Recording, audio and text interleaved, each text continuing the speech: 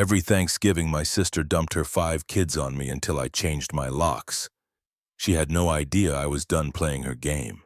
Cambria, don't be ridiculous. You always watch them on Thanksgiving. My sister Kate's voice dripped with that familiar entitlement that made my jaw clench.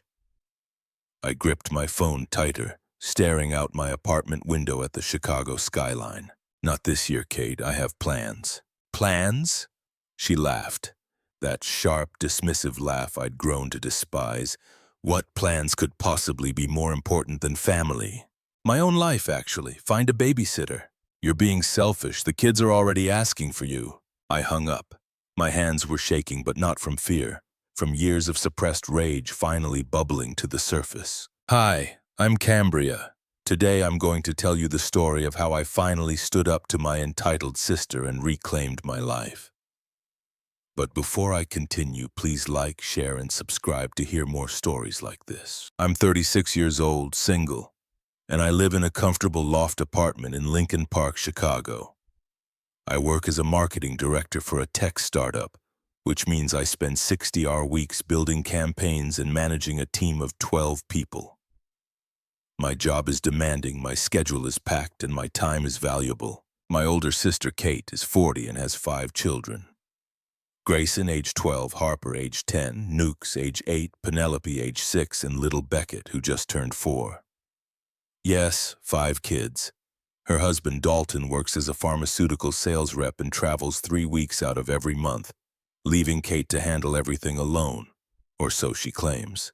They live 45 minutes away in Neepville in one of those sprawling suburban houses with a 3-car garage and a basketball hoop in the driveway. Their home is constantly chaotic, always messy, and somehow, despite having 5 times the square footage of my apartment, never seems to have enough room for all the noise. Our parents, Robert and Patricia Sullivan, retired to Scottsdale, Arizona 5 years ago. They adore Kate's kids, but maintain a carefully curated distance. We did our time raising children, my mother always says. Now we're focusing on ourselves. Our younger brother Griffin is 32 and lives in Portland, Oregon with his fiancée. He's conveniently 2,000 kilometers away from all the family dysfunction, which I'm absolutely certain is deliberate.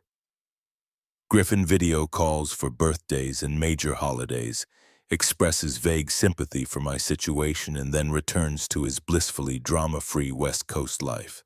The Thanksgiving tradition started 6 years ago, back when Kate only had 3 kids. She called me 3 days before the holiday, her voice sugary sweet with manufactured desperation. Cambria, I need the biggest favor. Dalton's regional manager invited us to this incredible Thanksgiving dinner at his estate in Lake Forest. It's crucial for his career trajectory, but it's strictly adults only. Could you possibly watch the kids? I'd had plans to join my friend Natalie for Thanksgiving. Natalie was also single, worked in finance, and hosted an annual Friendsgiving that had become my favorite holiday tradition. But Kate sounded genuinely stressed, and I thought, it's just one day. How bad could it be? Sure, I said, already regretting it. What time? We'll drop them off around 1 o'clock and pick them up by 8. You're an absolute lifesaver. That Thanksgiving, I spent 9 hours managing 3 children under age 7. They destroyed my apartment. Grayson, who was 6 then, spilled an entire bottle of grape juice on my cream-colored sofa. Harper dumped a box of crackers behind my entertainment center. Knox had a complete meltdown because I didn't have the specific brand of chicken nuggets he would eat. Apparently, only the dinosaur-shaped organic ones were acceptable. Kate and Dalton arrived at 10:30, not 8. They both wire of expensive wine and barely acknowledged the disaster zone that was once my living room. Same time next year, Kate said, kissing my cheek like it was already decided, like I'd just signed some invisible contract. I should have said no right then, should have established that this was a one-time emergency favor, not the beginning of a tradition. But I didn't. I was too tired, too overwhelmed, and too conditioned by years of family dynamics that positioned me as the accommodating younger sister. The next year, Kate had 4 kids. The year after that, 5. And every single Thanksgiving became identical. Kate would call a few days before, inform me, not ask, inform that she was dropping the kids off, and I'd spend 8 to 10 hours as an unpaid, unappreciated babysitter while she and Dalton attended some networking event or fancy dinner party. But it didn't stop at Thanksgiving. The requests multiplied like rabbits. Christmas Eve became mine to handle. Easter Sunday, random Saturdays when Kate decided she desperately needed couple time. 4th of July because the kids are just too much for fireworks events. She never asked if I had plans, never considered that I might have my own life, my own friends, my own desire to actually enjoy a holiday. She simply assumed I was available because I was single and childless.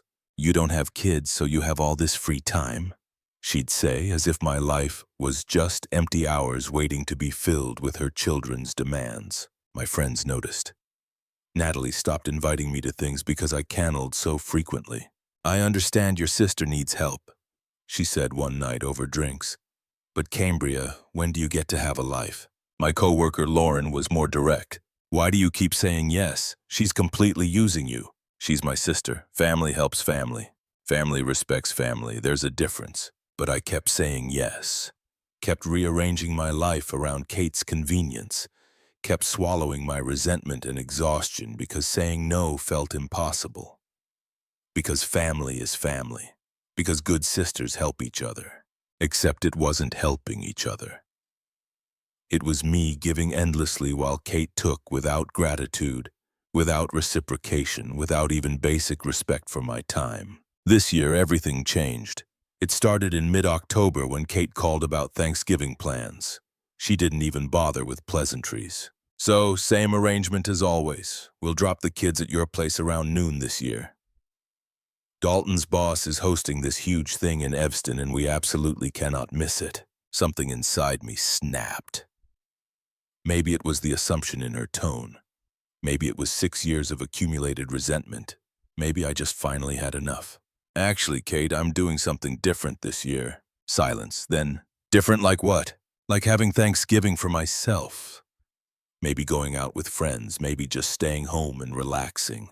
Either way, I won't be available for babysitting." She laughed. Actually laughed. "Cambria, you say this every year and then you take the kids anyway. Don't be dramatic." "I'm serious this time. I'd like Thanksgiving off." "Off?" Her voice sharpened. "You're not working, you're just sitting at home doing nothing. Watching 5 kids alone for 10 hours isn't nothing, Kate. It's exhausting. It's a full day of work that I do for free repeatedly without any appreciation." "Oh my God, you're so exaggerating. They're family. Besides, this dinner is critically important for Dalton's career." His boss specifically mentioned wanting FaceTime with the rising performers. "Then hire a babysitter. Do you have any idea what a babysitter costs for 5 kids on a major holiday? That's insane when you're right there and available." "I'm not available." "Cambria, don't be selfish. We need this opportunity." There it was. That word that always made me cave, always made me swallow my own needs and comply. Selfish. As if wanting one holiday to myself after 6 years of free childcare was somehow self-centered. As if my time, my plans, my life mattered less than hers because I hadn't produced children. But this time something was different. This time the word didn't make me feel guilty. It made me angry. "No, Kate, find someone else." Long silence. Then her voice turned cold. "Are you seriously doing this right now?" "Completely serious." "Fine. Be that way. But don't come crying to me when you're alone on Thanksgiving with no family around." She hung up. I sat there, phone in hand, feeling simultaneously relieved and terrified. I'd actually done it. I'd actually said no. I called Griffin for moral support. He answered on the second ring. "Let me guess," he said. "Kate's mad you won't babysit on Thanksgiving." "How did you know?" "Because she called Mom, who called me, demanding I talk sense into you. I told her you were making a healthy decision and she should mind her own business." "Really?" "Really, Cambria. Kate's been exploiting you for years. Everyone can see it except you and Mom. But what if she really needs help? Then she needs to plan better and respect your boundaries. You're not her personal daycare service." The week before Thanksgiving, Kate launched a full-scale guilt campaign. First, she had the kids FaceTime me. "Aunt Cambria, Mommy says you don't want to see us on Thanksgiving. Penelope's little voice was trembling, her eyes watery. My heart cracked. Of course I want to see you, sweetie. But Aunt Cambria has plans this year. Kate's voice came from off-camera, sharp and pointed. See, kids, Aunt Cambria's plans are more important than you. Rage flooded through me. She was using her own children as emotional weapons, manipulating them to make me feel guilty. But I kept my voice calm and warm. I love you all so much. How about we have a special day together the weekend after Thanksgiving? Just us. We can go wherever you want. Really? Harper's face brightened. Can we go to Navy Pier? Absolutely, whatever you want. Kate ended the call abruptly. An hour later, my phone buzzed with a text. Hope you're happy making children cry. I didn't respond. 2 days before Thanksgiving, my mother called. I knew exactly what was coming. Cambria, Kate tells me you're refusing to help with the children this year. I'm not refusing to help, Mom. I'm just not available on Thanksgiving. But you're always available on Thanksgiving. It's become a family tradition. A tradition I never agreed to. It just sort of happened and then became expected. Family members make sacrifices for each other, Cambria. That's what love means. I've been sacrificing every major holiday for 6 years. Mom, I'd like one for myself. Her sigh was heavy, disapproving. You sound bitter. That's not an attractive quality. I closed my eyes and counted to 10. I'm not bitter, Mom. I'm tired. Well, Kate is extremely upset. She might have to cancel very important plans because of your selfishness. Then she should have arranged proper childcare instead of assuming I'd always be available. I don't know where this attitude is coming from. You used to be such a sweet, accommodating girl. I still am, Mom, but I'm also allowed to have boundaries. After we hung up, I sat on my couch feeling like the villain of my own family story. But underneath the guilt was something stronger.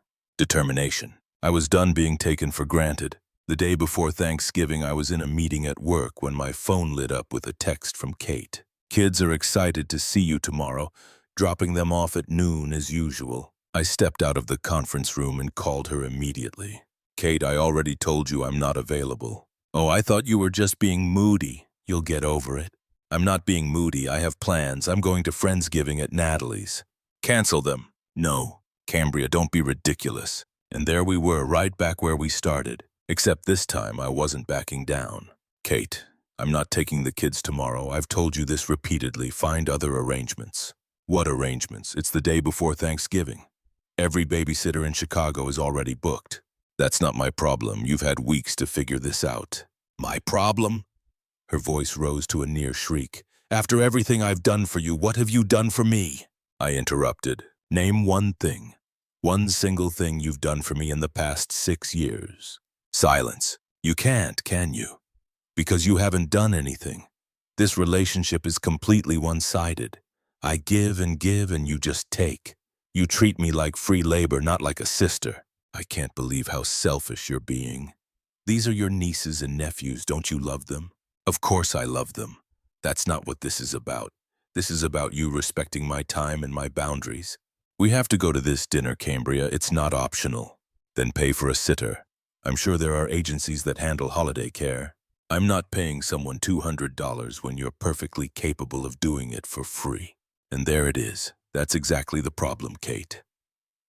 You see me as free labor, not as a person with my own life, my own needs, my own value. This is unbelievable. You're being incredibly hurtful. And you've been incredibly entitled for 6 years. Find someone else. I hung up. My hands were shaking, my heart pounding, but I also felt something I hadn't felt in years. Free. Lauren, who'd been hovering nearby, gave me a thumbs up. Finally, I'm so proud of you. That evening, I made a decision. Kate had shown up at my apartment unannounced before, always claiming some emergency that required my immediate help. She had a key from 2 years ago when I'd gone on vacation and needed someone to water my plants. I called my building super. This is going to sound strange, but I need my locks changed tonight. Is that possible? Having trouble with an ex? Something like that. He had a locksmith there within 2 hours. New locks, new keys, new sense of security. I felt the weight lifting from my shoulders with every turn of the screwdriver. Thanksgiving morning dawned bright and cold. I woke up excited for the first time in 6 years. I'd bought a nice bottle of Pinot Noir for Natalie's Friendsgiving and made my famous apple crisp from scratch. I took my time getting ready, putting on my favorite burgundy sweater dress and actually doing my makeup. At 11:30, my doorbell started ringing. Then the pounding started. "Cambria, open this door right now!" I looked through the peephole. Kate stood there with all 5 kids and Dalton, who looked deeply uncomfortable. The kids were dressed up, clearly ready for a day at Aunt Cambria's apartment. Grayson was already on his phone. Harper held Beckett's hand. They all looked confused. I cracked open the door, keeping the chain lock engaged. "What are you doing here?" "What do you think? We're dropping off the kids. I told you multiple times I'm not available today. You're clearly home. I can see you standing right there. Being home doesn't mean I'm available. I have plans. Just take the kids, Cambria. We're already running late for the dinner." "No, I'm not taking them. You need to leave." "Are you serious right now?" Her face was turning red. "The kids are here. What am I supposed to do with them?" "That's not my problem. You had weeks to make other arrangements." Grayson spoke up, his voice embarrassed. "Mom, let's just go home. Aunt Cambria said she wasn't available. You knew this." "Be quiet, Grayson." Kate's voice was sharp. She turned back to me. "If you don't take these kids right now, I will never forgive you. You're ruining everything. You're ruining your own plans by not respecting my boundaries. Now please leave before I call building security." "Security? On your own sister? You've completely lost your mind." Dalton finally spoke, putting a hand on Kate's shoulder. "Come on, honey, we need to go. She's not going to change her mind." "But the dinner, Dalton, your boss. We'll bring the kids. It'll be fine. It's adults only." "Then we don't go." His voice was firm.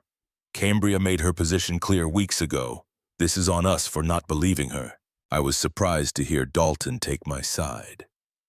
He'd always been passive, always let Kate steamroll everyone. Kate's face contorted with rage. "You're a selfish, bitter woman, Cambria. I hope you enjoy your pathetic life alone." "I actually will. Have a good Thanksgiving." I closed the door and locked it. Both locks. My heart was pounding so hard I could hear it in my ears, but underneath the adrenaline was something else. Relief, freedom. The text started immediately. "You've destroyed Thanksgiving. The kids are crying because of you. I hope you're proud of yourself." Mom was right. You've changed into someone cruel. I blocked her number, silenced my phone, and went to Friendsgiving. Natalie's townhouse in Wicker Park was warm and inviting, filled with 15 people who actually wanted to be there. We ate incredible food. Herb-roasted turkey, sweet potato casserole with pecan streusel, homemade cranberry sauce with orange zest, and 7 different kinds of pie. We played Cards Against Humanity, told embarrassing stories, and laughed until my face hurt. Several times throughout the day, I caught myself thinking, this is what holidays are supposed to feel like. Not obligation, not resentment, not exhaustion, just joy and genuine connection with people who valued me. My mother called the next day. I let it go to voicemail. Her message was predictably accusatory. "Cambria, what you did yesterday was cruel and unacceptable. Kate had to miss a very important business dinner because you couldn't be bothered to watch your own nieces and nephews for a few hours. This is not how our family operates. Call me back immediately so we can discuss your behavior." I didn't call back. Griffin called me that evening. "I heard about yesterday. Mom's version sounds wildly exaggerated. What really happened?" I told him everything. The weeks of saying no, Kate showing up anyway, the changed locks, all of it. He was quiet for a moment. "I'm sorry I wasn't there to back you up in person. I knew Kate was taking advantage of you, but I didn't realize how severe it had gotten. You're 2,000 members away. It's not your responsibility. Distance is exactly why I can see things clearly. Kate's always been entitled. Mom and Dad spoiled her because she was the oldest, then because she got married young, then because she had kids. You and I were just expected to accommodate her forever. Well, I'm done accommodating." "Good. Stand your ground. They'll try to wear you down, but don't let them." The bombardment continued for weeks. My mother called daily with increasingly manipulative messages. Kate sent long emails about how I'd betrayed the family. destroyed relationships, damaged her children psychologically. Even some of Kate's friends reached out on social media telling me I was heartless. But Dalton surprised me. He sent a private message 3 weeks after Thanksgiving. I owe you an apology. We took advantage of your generosity for years and never respected your boundaries. That wasn't right. I've started going to therapy to work on my conflict avoidance, and I suggested Kate do the same. I hope someday we can rebuild our relationship with you on healthier terms. I appreciated that more than he knew, but I still needed space. During those months, something unexpected happened. Without the constant obligation to Kate's family, I actually had time for my own life. I went on dates, real dates, where I didn't have to cancel last minute. I took a glass-blowing class. I read actual books without interruption. I remembered who I was outside of being the family's backup childcare. Lauren noticed the change. You look different, she said one morning at our team meeting. Lighter. I feel different. It's amazing what happens when you stop letting people exploit you. 6 weeks after Thanksgiving, I got an unexpected call from Harper, Kate's 10-year-old.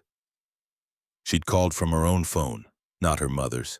Aunt Cambria, are you still mad at us? My heart squeezed. Oh, sweetie, I was never mad at you kids. I love you all so much. Then why don't you come over anymore? Because your mom and I need some time apart. But that doesn't mean I don't want to see you. Could we see you without Mom there? What do you mean? Her voice dropped to a whisper. Mom's been really mean lately. She yells all the time and says it's your fault because you don't help anymore. But Grayson says you were helping too much and Mom took advantage. I don't know who's right, but I miss you. Tears stung my eyes. I miss you too, sweetheart. Tell you what, I'll talk to your dad about arranging some time for just us. We can go to Navy Pier like I promised or the Field Museum, whatever you want. Really? Really, I love you, Harper. I love you too, Aunt Cambria. I reached out to Dalton and we arranged for me to take the kids one Saturday. Kate wasn't happy about it, but Dalton stood firm. That Saturday was wonderful. We went to the Shed Aquarium, got deep dish pizza at Lumel Nadi's, and talked honestly. The older kids understood more than I'd given them credit for. Mom says you abandoned us, Grayson said carefully. But that's not really true, is it? No, buddy, I didn't abandon you. I just needed to set some boundaries with your mom about what I can and can't do. Like how you can't watch us every single holiday. Exactly, he nodded slowly. That seems fair. Mom has us all the time. That's her job, not yours. Out of the mouths of 12-year-olds, I made arrangements to see the kids regularly after that, but always on my terms and never as emergency childcare. If Kate needed a babysitter, she had to ask in advance. Actually ask, not demand, and accept that I might say no. My mother eventually stopped calling with lectures. I think Griffin talked to her because her messages became more neutral. Just updates about family news without commentary about my selfishness. Kate and I didn't speak for 4 months. When we finally did, it was at our grandfather's funeral in March. She approached me awkwardly in the church parking lot. We need to talk. Okay, Dalton's been in therapy. He suggested I go too. She looked at the ground. My therapist says I have issues with boundaries and entitlement. That I treat people in my life as resources rather than individuals. Okay, I said again, not sure where this was going. I'm not apologizing yet because I'm still angry, but I'm working on understanding why what I did was wrong. The therapist says I treated you like an employee rather than a sister. That's accurate. I might be ready to apologize eventually, but not today. I appreciate you telling me. When you're ready, I'll be here. It wasn't a perfect resolution, but it was honest. And honestly, I didn't need her apology to feel good about my decision anymore. This Thanksgiving, I spent the day volunteering at a food bank with Natalie and some friends from my glass-blowing class. We served meals to 200 people, and I felt more fulfilled than I had during any of those 6 years of forced childcare. The kids sent me a group video message. We miss you, Aunt Cambria, but we hope you're having a great Thanksgiving. I sent one back. Miss you too. See you next Saturday for our Chicago History Museum Day, because that's what love actually looks like. Not obligation, not guilt, not sacrifice that leaves you depleted and resentful. Real love is genuine choice and mutual respect. I'm 37 now, still single, still living in my loft apartment with the new locks. My life isn't empty. It's full of things I chose, friends who value me, hobbies that fulfill me, and boundaries that protect my peace. And I wouldn't change a single thing. If a family member regularly expected you to provide free childcare without respect for your time or plans, would you continue helping to keep the peace, or would you set firm boundaries even if it caused conflict?